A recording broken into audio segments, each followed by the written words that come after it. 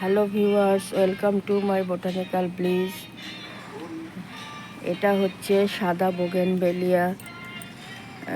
সারা বছর এই সাদা বোগেনভেলিয়া ফুল দেয়। এই যে এখন বৈশাখ মাসের 7 তারিখ, তবুও কত সুন্দর ফুল দিচ্ছে। শীত হলে তো পাতাই থাকে না, ফুলে ভরপুর থাকে।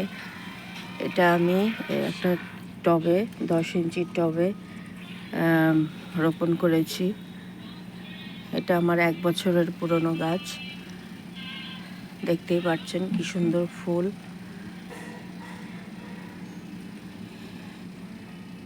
এই গাছটা আমি সব গাছই 50% মাটি, 30% গোবর সার, 20% কোকোপিট দিয়ে রোপণ করি।